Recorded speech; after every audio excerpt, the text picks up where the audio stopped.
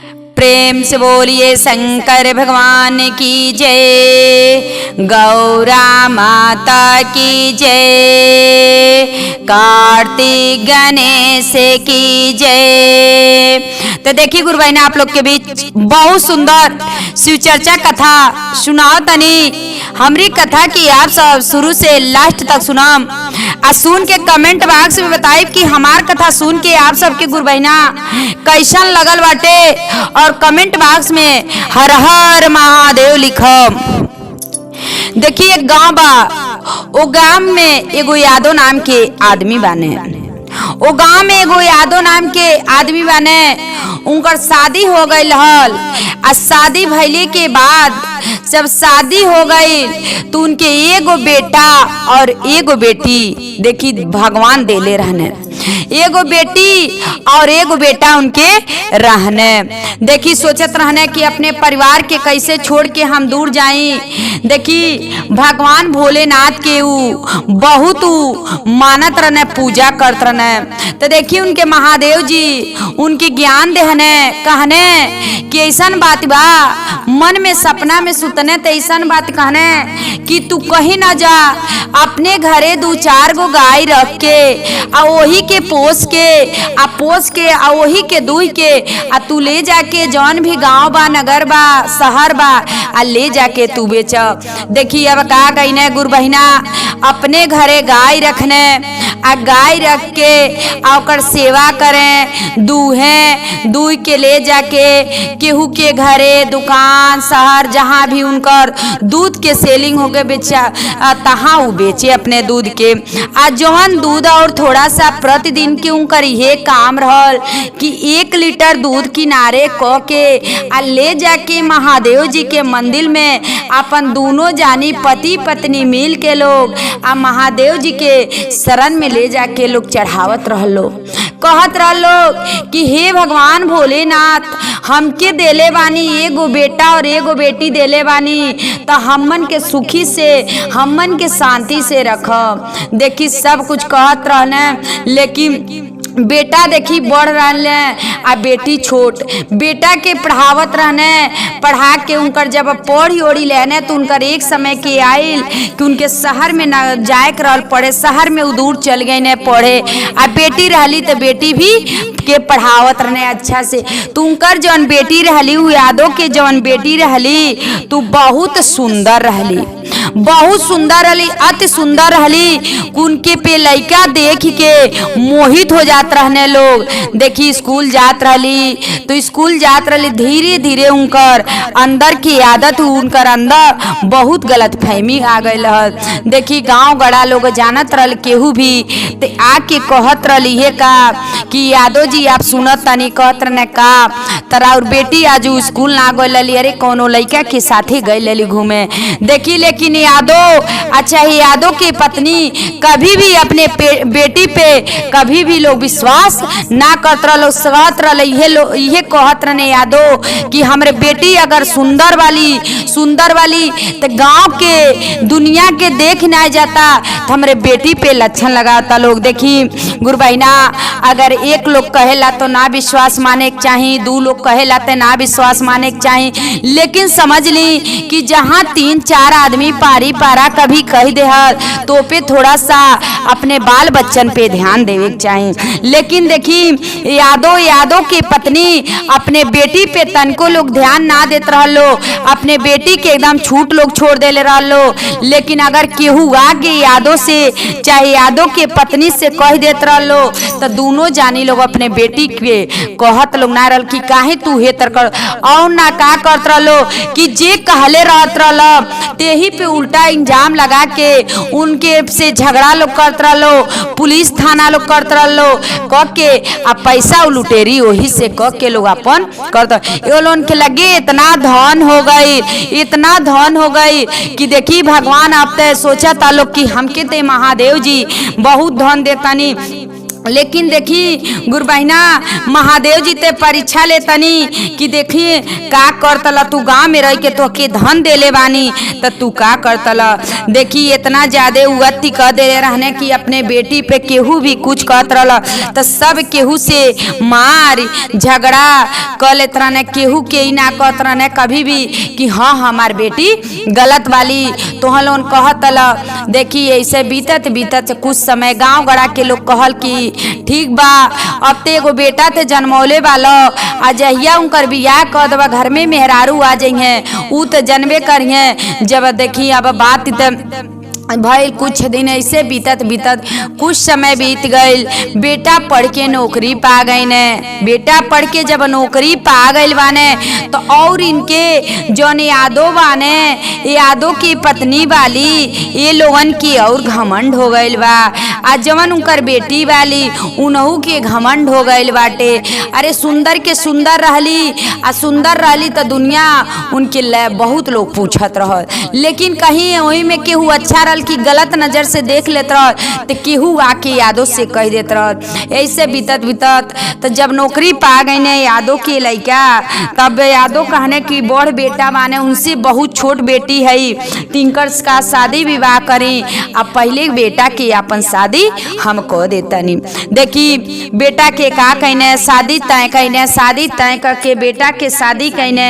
जब शादी कहने यादव के पतोही घरे अली, यादव के जब पतोही घरे अली तू बेचारी इतना सुशील रहली कि कितना अपने सास ससुर ननद पति देव के सब केहू के मान सम्मान बहुत करत रहली, बहुत करत रहली। लेकिन देखी आन के बेटी उहे घर में आयल वाली तूहे यादव आ यादव के पत्नी लोग उनके साथे देखी कितना अत्याचार लोग करत लो।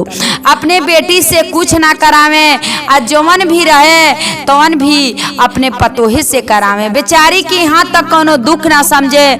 देखी यो भगवान भोलेनाथ के अपने नैहर में रहली तो भगवान भोलेनाथ के बहुत पूजा करत रहली, महादेव जी के बहुत पूजा करत रहली कि महादेव जी से ये कहत रहली कि हे महादेव जी हमार जैसे जोड़ा लगवाई तैसे लगवाई तो हम जहाँ जाए तहाँ अपन सुखी से रहे। देखी लेकिन उनकर पति देव जौन रहने यादव के जौन बेटा रहने अपने मेहरारू के बात ही नहीं मानत रहने। बेचारी कभी भी कुछ कह दें तो कभी भी अपने मेहरारू के बात ही नहीं माने। देखी ऐसे यादव के पतोहे के अले घर में ज्यादा दिन हो गए। अब वो देखी इतना देखत देखत घर में अपने ननद के देखत देखत इतना चीज गलती पकड़त पकड़त देखी माई दादा पढ़ल लिखल नहीं रहने तनी बुर्बक रहने भलीस का भगवान के महादेव जी के पूजा करत रहने, लेकिन उ लोगन के अंदर पढ़ाई लिखाई के ज्ञान नहीं रहल। जौन यादव के पतोही रहली तू पढ़ल लिखल लाई लेली या भगवान के भी पूजा करत रहली। देखी कहली अपने सास से कहली कि देखतनी आई बहनी का घर में ले आवत तनी आ देखतनी रात के आप सबके का करेनी कि जौन दूध रहेला वही दूध में का करेनी दवा के गोली मिला देनी, बेहोशी दवा मिला देनी आ मिला देनी उ सब आप का के सूत जाने। तू प्रतिदिन घर में केहू के बुला लेली आ हम देखेनी तो हमके कहेनी तो हमके डांट फरकार लगावेली, कुछ भी हमके का करेली दरवाजा में बंद कर देली आ दरवाजा में बंद कर दी है कहिए तू का करबू ओकरे बात से अपने। अगर देखी इतना बात कहेली कि तू हमार पतोही हऊ हमरी बेटी पे इंजाम लगा तो लू इतना भारी। अरे गांव के तो दुनिया के जवार के तो लोग हमके लगेबे कैल हमरे बेटी पे कि सुंदर वाली, तो तू हमार पतोही हऊ कि हमरे बेटी के तू देखल ना चाहतलू। कहली मम्मी अये पापा ऐसन बात ना बा, देखी अपने घर की इज्जत है, इज्जत बचावे खातिर आपसे हम इस सारा बात हम आपसे बतावत तनी, लेकिन हमरे बात पे आप ध्यान ना देतनी तो कौन बात। देखी अब का कई लोग सब जानी मिल के लोग मार दे लोग, सब जानी मिल के यादव के मेहरारू यादव के बेटी मिल के यादव का कहने अपने पत्नी अपने पतोहे के मार देने। लेकिन बेचारी अपने नैहर में कोनो बात ही नहीं कहली कि हम अपने ससुराल में हम मार खैले बानी। अपने महादेव जी से जाके रोवत तली कैसे महादेव जी से कई लोग चल गए लोग कहीं तो देखी चल गए लोग, तिनके मौका मिलल तो अपने घर में सीना पे हाथ पीट पीट के रोतली, कैसे का कह के रोतली। देखी कवने गलतिया ये शिव गुरु हमसे जो भइने, हमसे जो भइने जो गलतिया ये शिव गुरु, कवने गलतिया ये शिव गुरु हमसे जो भइने, आपसे जो मंगले रहनी घरवा से बरवा, घरवा जो बरवाए शिव गुरु, घरवा जो बरवाए महादेव, अरौरे जो हम के जो दे में ये महादेव, आ कोई सन घरवाए महादेव, आ कोई सन बरवा, आ कोई सन ससुरे महादेव, आ कोई सन सासू, हमारे नसीबवा में लो लिखनी ये महादेव, आ कवने कलम से ये महादेव लिखनी की समतिया, कवने कलम से ये महादेव लिखनी की समतिया, सचवा के बतिया झूठवा हो के महादेव, सचवा के बतिया ये महादेव, आ कहे निज घरवा में, आ सासू ससुर से ये महादेव, आ कहे निज बतिया, घर के इज्जतिया के बचाई ये शिव गुरु, आ बान जो ही उहे ये शिव गुरु, आ हमरो जो स्वामी, आ बान जो ही उहे ये शिव गुरु, आ हमरे जो स्वामी, नाही माने हम के जो पतनी ये शिव गुरु, आ नाही माने न हो ये शिव गुरु, आ हम के जो पतनी, आ नाही जो ही माने ये शिव गुरु, आ हम के जो पतनी, कवनो जो बतिया उनसे बोलिए शिव गुरु, आ कवनो जो बतिया ये शिव गुरु, आ उनसे जो कही नहीं माने हमारो जो बतिया ये शिव गुरु, आ सासू ससुर ये शिव गुरु, आ मिली के जो मारने, आ संघाओ नदियो ये शिव गुरु, आ हम के जो मारली, आ कवन गलतिया हमसे भइने ये महादेव, कवन गलतिया ये महादेव, आ हमसे जो भइने, आ कवन गलतिया ये महादेव, आ हमसे जो भइने, घर के इज्जतिया रौरे बचाई में ये शिव गुरु, आ गौआ जो गड़वा ये शिव गुरु, आ कुछ उलो कहने, आ नाही माने केहू ये शिव गुरु, नाही भी सवा सवा आँखिया से देख लो जो बानी ये शिव गुरु, आओ जो ही देली ये शिव गुरु, दूधवा दवाइया, दूधवा दवाइया ये शिव गुरु, आओ जो ही देली, आ सासू ससुर के जो सूता में ये शिव गुरु, मारे गुल छरा ये शिव गुरु, आ रौरे जो देखा में, आ रौरे जो देख में ये शिव गुरु, आ रौरे जो देखा में, कहली कि हे शिव गुरु अगर हमरे में गलती रही तो हमके सजा दे, अगर हमरे सास वाली ननद वाली आ ससुर वाने अगर जेकरे में गलती रहे उनके, लेकिन हे शिव गुरु ये में हमार ननद के गलती बाटे, अरे सास ससुर ते कहल जाला कि बेटी सब केहू बेटी कहला हमार बेटी है, लेकिन जब आँख से लोग ना देखता लो तो अपने बेटी पे विश्वास लोग ना मानता लो, लेकिन हे शिव गुरु जवान हमार पति देव बाने उहो अपने बहन पे ना मानता ने, कुछ भी कहत नहीं, उ तो हमार पति देव हैं उनके ते मान लेवे चाहिए। लेकिन देखी बेचारी के घर में इतना दुख मिला था, उतनी खतीन ननद सास ससुर और उनकर पति देव लोग इतना दुख।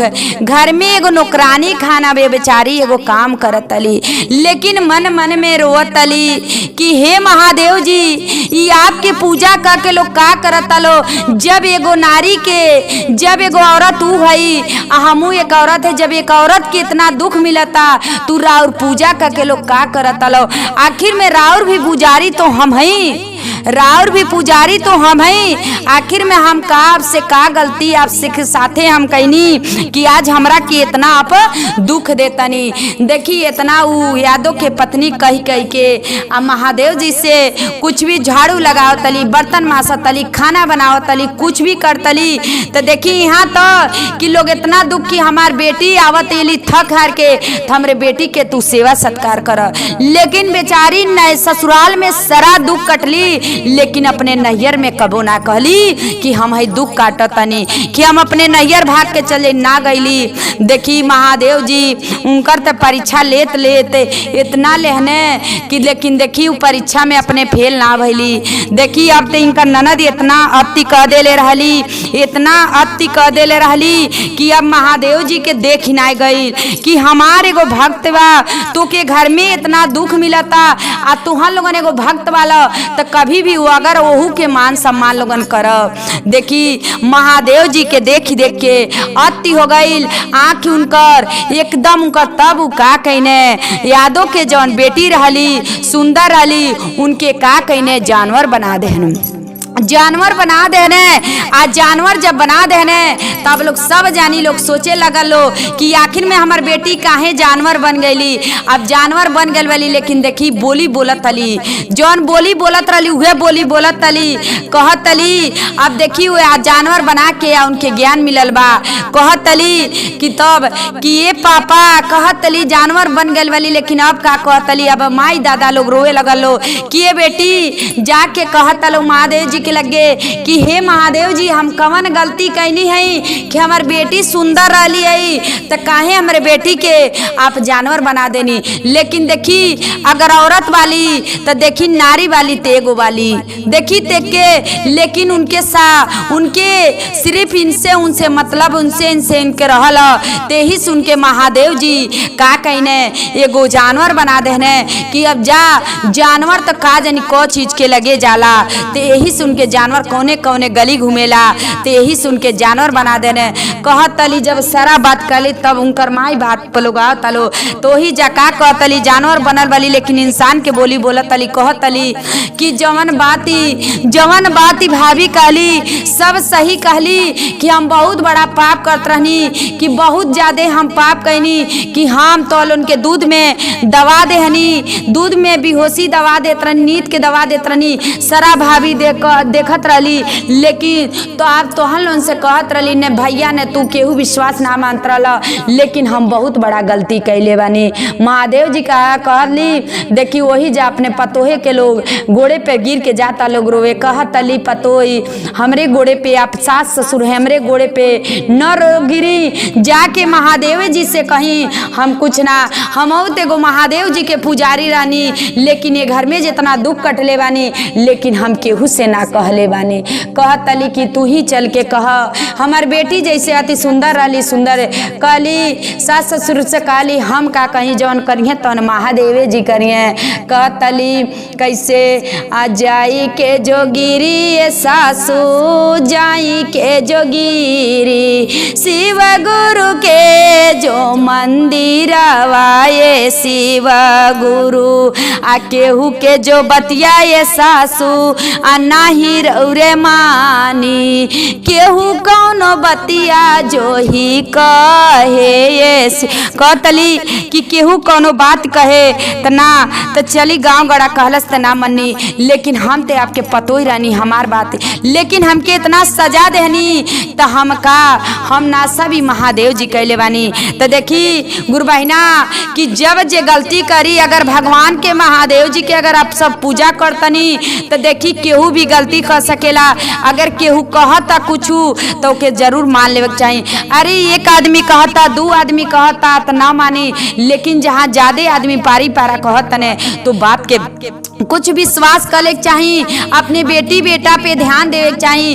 कभी भी अपनी बेटी बेटा के लिए केहू से लड़ाई ना लड़ल जाला। तो देखिए इतना उनके लगे घमंड हो गल, धन रहल, इतना घमंड हो गल कि गांव गड़ा में तो अगल बगल में जौन करे रहल तो करते रहने, लेकिन अपने पतोही के साथ पूरा परिवार मिल के लोग कैलो। तेही से महादेव जी उनके बेटी सुंदर रहली तो उनके एगो जानवर के रूप बना, जानवर बन गईली। अब जानवर बन गईली तब जाके दुनिया में कहीं भी घूमतू। हर हर महादेव।